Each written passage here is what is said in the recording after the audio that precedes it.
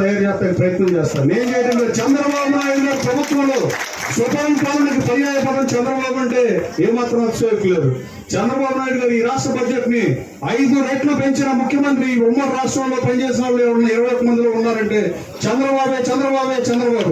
అలాగే చంద్రబాబు నాయుడు గారు అలాంటి పరిపాలన నుంచి నిధులు లేకపోయినా మొన్న కలెక్టరేట్ లో కూర్చున్నప్పుడు సింగనగర్ నుంచి వచ్చిన తర్వాత పొద్దున్నే 4:20 దాకా సమీక్షలు చేశారు. ప్రతి గంటకి బోట్లు లేని పరిస్థితి. అమిత్ షా గారితో మాట్లాడి పంజాబ్ నుంచి బోట్లు ఎయిర్లిఫ్ట్ చేయించారు.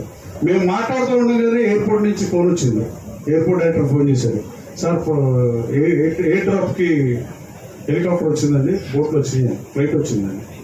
నేను సార్ చెప్పారు. ఆయన తర్వాత పొద్దున్నే కోటి సెంచురీ కుమార్ ఉంటాడు కదా ఎయిర్పోర్ట్ లో, వాయిదాకి వెళ్తాం కదా బ్రాడ్కాస్ట్కి 10ంటికి అనుకుంటాడు. ఆయన కూడా చంద్రబాబు గారు కూడా పొద్దున్నే కలుద్దామని చెప్పి విల్ మీట్ అగైన్ at 6 పొద్దున్న 6ంటికి కలుద్దాం.